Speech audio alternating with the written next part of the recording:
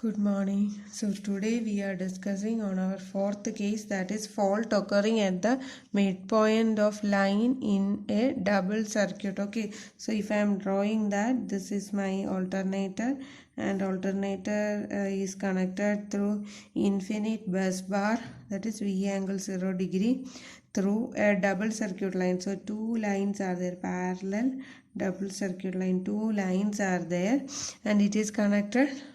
And what is the alternator voltage? That is E angle delta.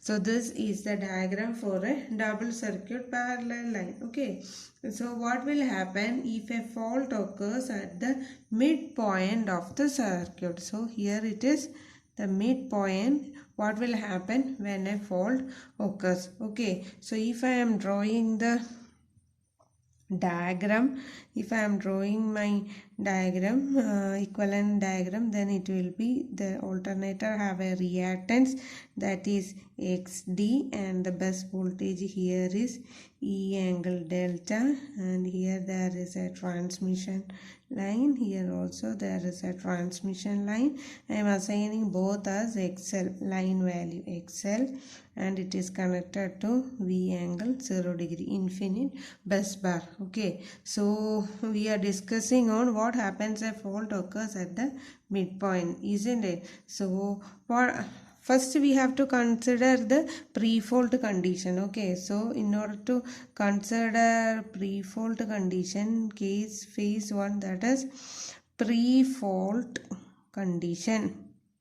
What I have to do for pre-fault condition? Under pre-fault condition, we are assuming that our system is in a steady state or stable state. At that condition, our steady state power or accelerating power PS is equal to, steady state power is equal to my input, that is equal to my output. Okay, so I should write, this is my input, this is my input of the alternator, and this is the output. Both are equal, which means that PA is equal to 0. PA is equal to 0 means there is no accelerating power, which means that the rotor is rotating at a constant speed. Omega R is a constant speed, so delta also remains constant. Okay, so if we are writing the electric equation for electrical power, PE0 will be equal to P max. Since it is the initial state, I am writing it as P max 0 into sine delta 0. Okay, so where I should write, where my P max 0, P max 0 is equal to, the equation is EV by X, isn't it? What is this X0? Where X0 is equal to, what is X0? XL and XL are in parallel and XD is there. So XD plus XL by 2. Okay, so this is my X0 value. And what is the equation for delta 0? Delta 0 is equal to sine inverse of steady state power, that can be equal to PE0 or PM0, PS divided by P max 0. So these are the conditions at the what state? Steady state condition. Okay, now we have to discuss on what happens when a fault occurs. Okay, so when a fault occurs, the equation will be like this. So this is my XD, and there is a there is a bus, there is a reactance XL, and this is our V angle 0 degree, and fault occurs at the midpoint, isn't it? So there will be like this, here the fault occurs, so I can give it as a ground value. So this is XL by 2 and this is also XL by 2. Okay, we have to solve this in order to get the power, transferring at the faulted case. So this we are going to assume on phase 2, that is during fault. Phase 2 during fault condition, what we are going to do. Okay, so before moving on to the fault condition, first we have to represent our power angle curve for the two cases, isn't it? I hope you remember it. Power angle curve for two cases. So here this is delta and here is electrical power developed PE, and this I am taking it as this I am taking it as P max value, or the initial state P max 0, steady state value P max 0. This was the condition or steady state condition for which we were working on. Okay. Now what we have to do is we have to assume that our system was working at a steady state power. So I am assuming this was my steady state condition. So this is my steady state condition PS, or my input. So this is PS, that PS is equal to PE0, that can be equal to PM0, or this is my input, and this is my delta 0 angle. So this was, here my system was working at this 0th condition. Okay, 0th position. My system was working in this 0th position. Then what happened? A fault occurred. When a fault occurred, what happened? The fault line was fault occurs at the midpoint, isn't it? So during fault, this graph was for pre-fault condition. This graph was for pre-fault condition. Okay, so during the fault, what I have to do is, during the fault,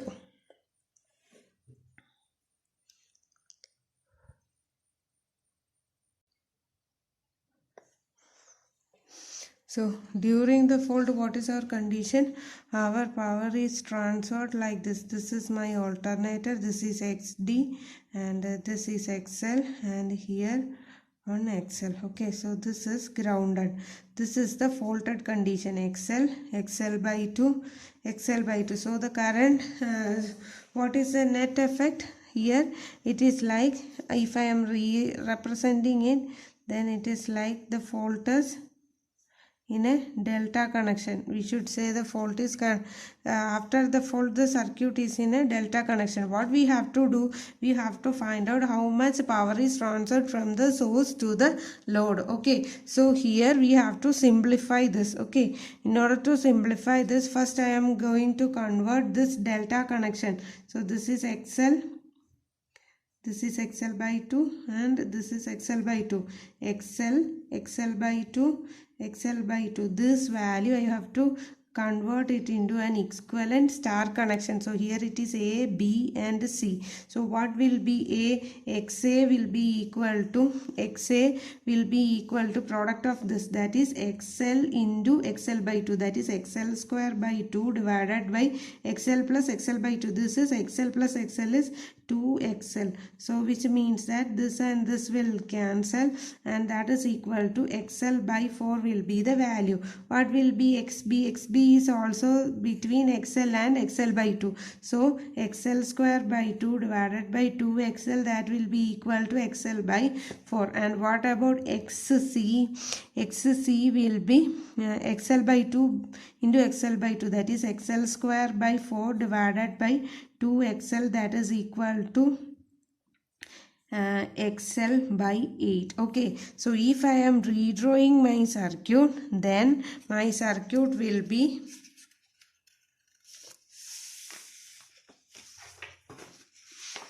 so if I am redrawing my circuit, then my circuit will be this. Here it is XD, and here this is my E angle delta, this bus E angle delta bus. Then how can I draw it? So there will be A, then it will be XA, and now we have to give it to 2 lines, isn't it? Okay, XA, and this is my infinite bus bar XB, and XC is grounded, isn't it? So this will be the equation, this will be the circuit. Okay, so we have to find out what is the power that is to be transferred from source to load. So what I am going to do is, I am again converting this back to my delta connection in order to find out what is the effective power transferred through this circuit. So presently what happens is,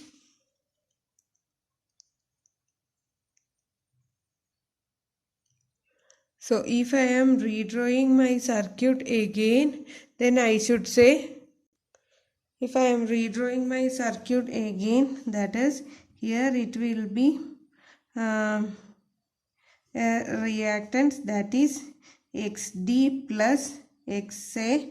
Here it is xd plus xa. Then there will be a reactance, that is xc. So if I am converting this other portion will be connected to ground. This is also connected to ground, and this is my xb, which is connected to infinite bus bar. So this is my V angle 0, isn't it? This will be my V angle 0 degree. Okay, I hope you understood how I have drawn this, because it is connected from this. Here we know this is grounded, this portion is grounded. So A, B and C, A is coming in series, B and C are parallel, somewhat similar to parallel. So B is connected to infinite busbar, because here B is connected to infinite busbar and C is connected to the ground. So if I am redrawing my circuit, then it will be like this. So what we have to find out is, we have to find out how much power is transferred from this system to this system. In order to find out that, I am converting this star into an equivalent delta connection. What will happen if I convert this star into an equivalent delta connection? Then these parallel, then how can I find it out? So I am converting this this connection. Okay, I am drawing it this star. So star is this. So this is xd plus xa, this is xb, and I have connected like this, isn't it? And this is my V angle 0 degree. If I am converting this star to delta, then my delta connection will be like this. Here there will be 1, here there will be 1, and here there will be 1. So if I am connecting this as x1, x2 and x3, I am drawing x1, x2, x3, then what will be my circuit? Here it is E angle delta. So my circuit will be E angle delta. Then we have our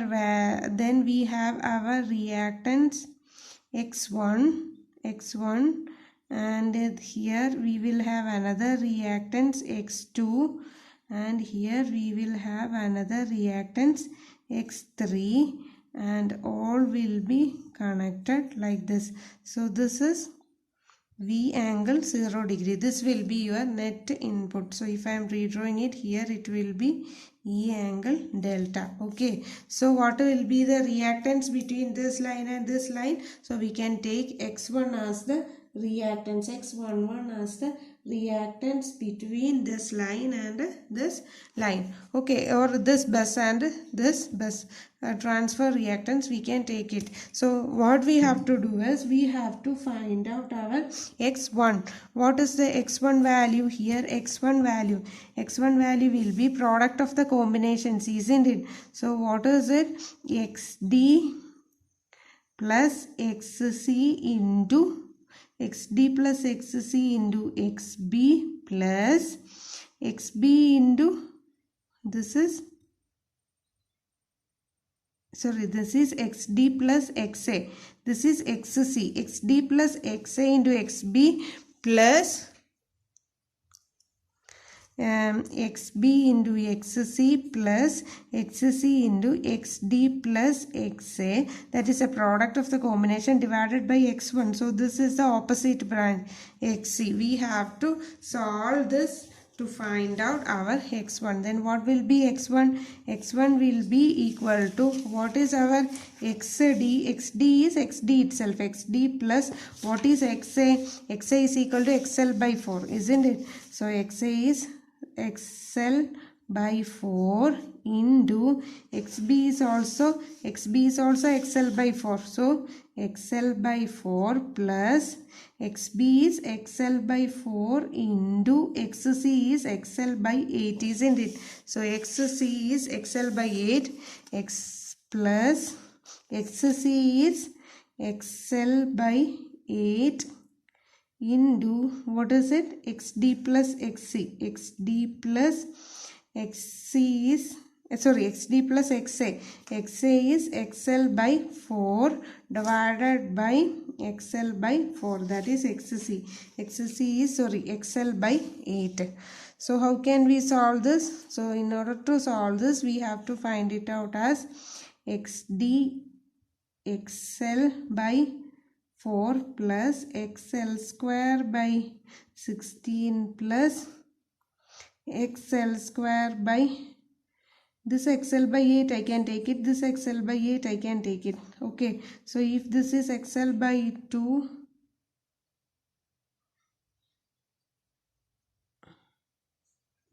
I should simplify it, isn't it? So if I am multiplying 2 by 2 here, then this will be XL by 8, and here 1 2 will be there. 2 into XD plus XL by 4, 2 into XD plus XL by 4 plus XL by 8, XL by 4 plus XD plus, what is XA? XA is XL by 4, isn't it? XD plus XL by 4. So 2 into XD plus XL by 4 plus XD plus XL by 4, that is equal to 3 into XD plus XL by 4 plus XL by 4, that is equal to 3XD plus 3XL by 4 plus XL by 4, that is equal to 3XD plus XL.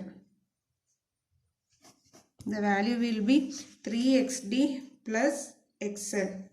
Okay, so if we are solving this, then under the fold condition, then we will get it, the value was 3 times XD plus XL, some value related. So first we have to assume that what is our condition for solving our fold, isn't it? So under this condition,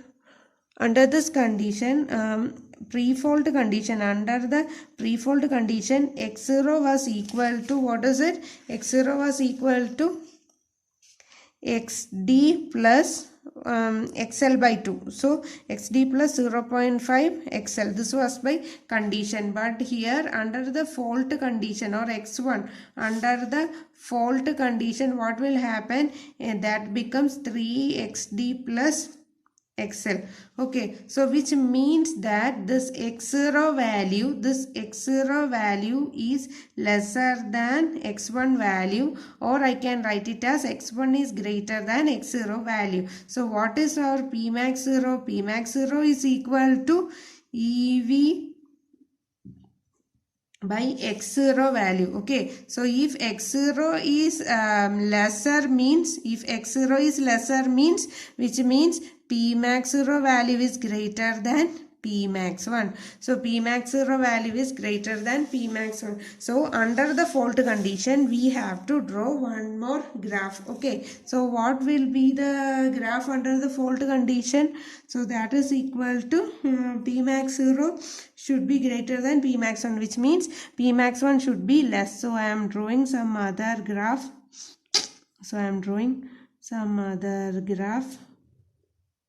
Okay, this one I am drawing it as my fault condition. So that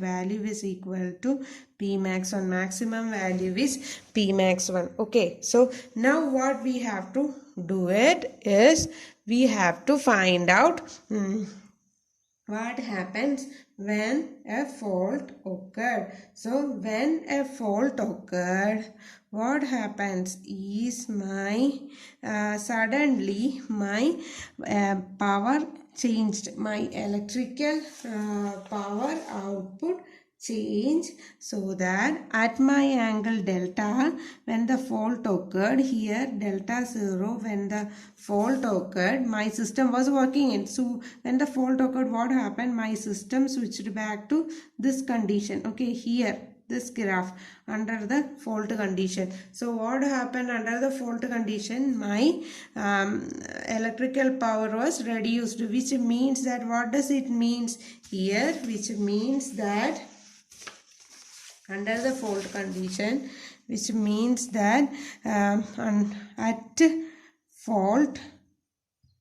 at fault my PM, my accelerating power, that is PM, that is input power PM0, it remains same, minus electrical output, isn't it? So my electrical output is now PE1, isn't it? At the time of fault it is PE1, or I can write it as PM0 minus Pmax1 into sine delta. Okay, delta 0. Here PE1 reduced. Okay, when PE1 reduced, here PA value will be greater than 0. At the time of the fault, there is an accelerating power. When the accelerating power is greater than 0 means the rotor accelerates. When omega r accelerates, what was it? The delta increases. The rotor angle delta increases. So when the rotor angle delta increases, what will happen? Similarly, my electrical power also increases. My electrical power increases. So at the time of the fault, my system goes on increasing. Okay, so delta increases. As delta increases, electrical power increases. Delta increases, electrical power increases. Like that it moves on. Okay, so what happens is, at a point the fault will be cleared. Okay, so this delta increases, PE electrical increases. Like that it will move on to this portion. So here it is the accelerating area. Okay, so this is the at the time of the fault. Then in the phase 3, what we have to assume is, in the phase 3 we have to assume the post fault condition. We have to assume the post fault condition. How can we assume the post fault condition? So in order to assume the post fault condition, at the fault during the fault occurs, the fault values or parameters are sensed by the relays, and as a result some proper working will move on. Some proper working will go, protective schemes will be taken care, and what will happen? The faulted region is sensed, and afterwards the faulted region will be isolated, isn't it? So which was the faulted region? That was the fault occurred at the midpoint of the line 2. So as a result, what happened? The circuit breakers, fault occurred in the midpoint of the line 2. So the circuit breakers here operated and isolated this line. So this line was isolated after the fault. So under post fault condition, we should say this only XL is there. So after the clearance of the fault, we can say that is PE2. PE2 is the electrical power. PE2 is equal to Pmax2 into sine delta.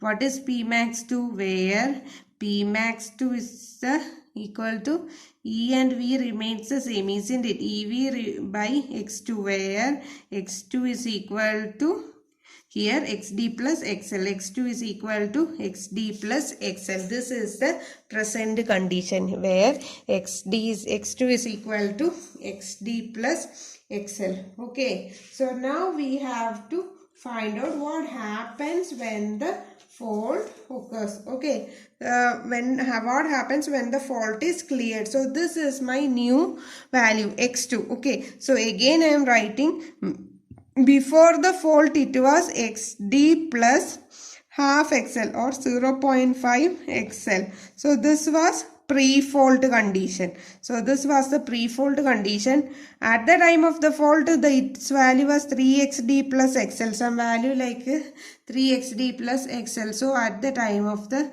fault, and we have concluded that X1 is greater than X0. Now we have to find out X2, that is X2 is equal to XD plus XL, which will be the post fault condition, okay, which will be post fault condition. So what will be the value? If I am just assuming xd is equal to xl, then it is 1.5x, 4x, and this is 2x, which means I can say that x2 value is greater than, without any doubt I can say that x2 value is greater than x0, but also x2 value is less than x1. So if I am writing it, that is x2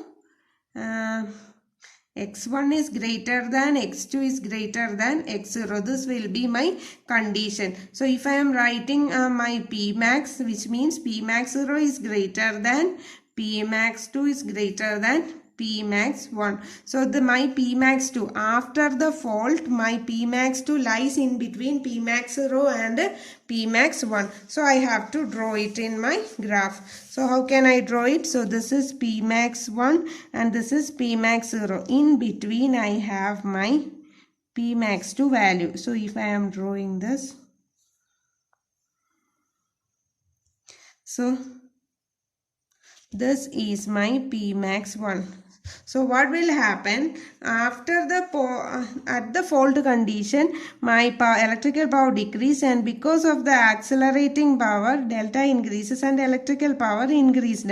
So at this point I can call it as delta C, that is clearing time. At this point my protective systems acted and my line 2 is isolated and the rest of the system has been regained to original condition. So my system will move after the fault into this area, okay. So this region, this graph correspondingly. So what will happen when my fault occurs in when my fault is cleared under this region? Then we can say that post fault condition, under post fault condition, what happens? My electrical power is now PE2, which is greater than my steady state power. So accelerating power is less than 0, which means that omega R decelerates, okay.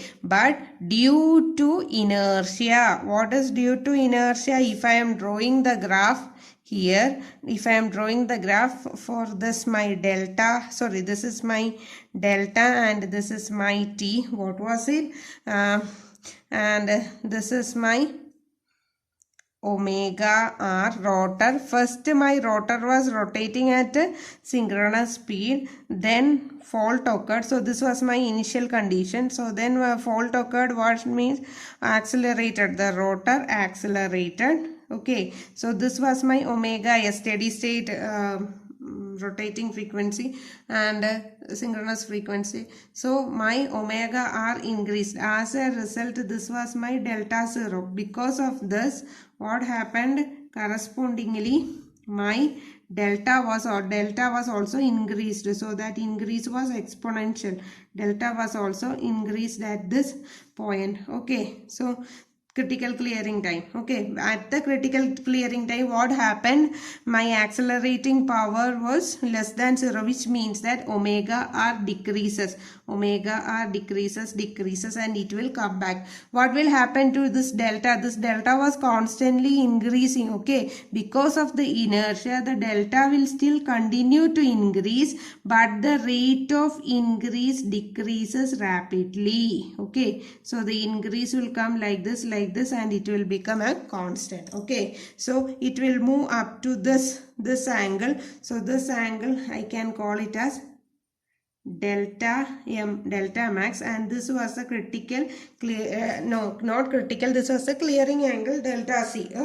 From delta c, from this delta c to delta m, my graph will be moving this side, okay, and it will reaches this delta m, okay. So this is my delta m, Okay, so what will happen when the fault occurs? My electrical power changes because fault is short circuited at the midpoint. So electrical power changes. So it comes back and follows to this graph, first point. Okay, then because my input is constant till now, so what happens? There is an accelerating power because input minus output is very low. So there will be an accelerating power. Due to the accelerating power, my omega r increases. Because of the increase in the omega r, what happened? My rotor accelerates and rotor angle delta increases. When the delta increases, electrical power increases automatically, and it was moving on like that. At that time, my protective schemes got acted and what auto reclosure relay operated. So what happens at this angle, that is at delta c, where the fault is cleared? Here the fault is cleared. So when the fault is cleared, then my reactance varies and my power goes up to here. So what happened when the delta c, at the delta c my power is enhanced? So what happened here? My delta c, at delta c my electrical power value is greater than my input. So what happens? There is a deceleration. Because of the deceleration, what happens? Because of the deceleration, the omega r decreases. Okay, omega r decreases, but because of the inertia, the delta still continue to increase. As a result, my electrical power also increases to a point. This is P2. Okay, then it increases to a point delta. Then after that, the rate of increase is declined. Okay, then it will become constant, and then it will become constant. And what will happen when it reaches there? Then in the synchronous speed, then after that, what happens? My delta decreases. Okay, so this is the decelerating area. This is the decelerating area, and this is the accelerating area. As we all know, we are interested in our first swing only. We are interested to take care of the first swing only. So what we have to take care is, we have to find out the area under the first swing. Okay, so according to equal area criterion, so according to equal area criterion, what is that? Area under the curve should be 0. So area under the curve is PA. D delta should be equal to 0. What is here? PA, which means that integral P input, that is steady state power minus electrical power. What is the range? Delta 0 to delta m. That is the first swing is from delta 0 to delta m. PE into D delta should be equal to 0. Okay. Or I can write it as integral PS into delta 0 to delta m. PS D delta is equal to integral delta 0 to delta m. PE D delta. This both areas should be equal to 0. What is delta 0 to delta m? PS D delta. So this is the input. Okay. So for the input, this is the this delta 0 to delta m. This is my input, isn't it? So this area, I should draw this area.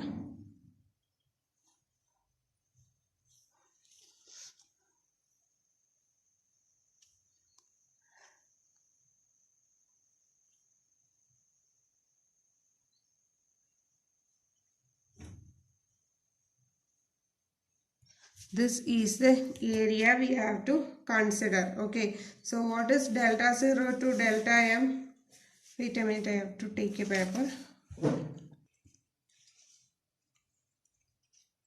PM is PS, isn't it? D delta will be equal to, this is a rectangle, that is PS into delta 0, delta M minus delta 0. You will get the area as PS into delta 0 minus delta M. This is the area shaded in the red color. Then what is integral delta 0 to delta M PE D delta? That I should write it as this delta 0 to delta C. It is this area, isn't it? So delta 0 to delta C, the area is like this here. So I should write integral delta 0 to delta C. this PE is, this value is faulted condition. P max 1 sine delta into d delta plus integral delta c to delta m, integral delta c to delta m, this is the area. Okay, this is the area. So delta c to delta m, it is P max 2 sine delta into d delta. This should be the equation. Okay, so if we are considering this, we know there is a common area, isn't it? There is a common area in between, that is here. This area is a common area. So this area is a common area. Shall I mark it with a dot? So this entire area is the common area. Okay, so we don't have to consider this common area, and we can say what is the remaining area. Remaining area is this area, that is accelerating area A1 should be equal to this area A2. Okay, so according to equal area criterion, then we can say this accelerating area A1 will be equal to area P acceleration. Area of P acceleration is equal to area of P deceleration. Okay, how can we find out our area A1? Area A1 is equal to integral delta 0 to delta C. Delta 0 to delta C, here electrical input is common, that is PS minus P max 1 into sine delta d delta, that is equal to PS into delta C minus delta 0 minus P max 1 into integral of sine delta is cos, isn't it? So plus P max 1 into cos of delta C minus cos delta 0. And what is area A2? Area A2 is delta C to delta M, that is P max 2 sine delta minus PS into d delta. That will be equal to P max 2 into integral of sine is minus cos, so cos delta C minus cos delta M minus PS into delta M minus delta C. This will be the value. If these two are equated, if A1 is equal to A2 for a stable condition, then we can write PS delta C minus PS delta 0 plus P max 1 cos delta C minus P max 1 cos delta 0 is equal to P max 2 cos delta C minus P max 2 cos delta M minus PS delta M plus PS delta C. This PS delta C and PS delta C will cancel out, and what we will get, if I have to find out delta C, isn't it? From the equation we have to find out delta C. What is our final aim is we have to find out critical clearing angle and critical clearing time. Okay, so in order to find out critical clearing angle, we are finding out delta C. What is the clearing angle delta C? Then in order to find out clearing angle cos delta C into P max 1 minus P max 2 cos delta 1 into P max 1 minus P max 2. So I have taken these two. Okay. Then is equal to PS and PS. So I am writing it as PS into delta 0 minus delta M. I am taking PS in the other side. So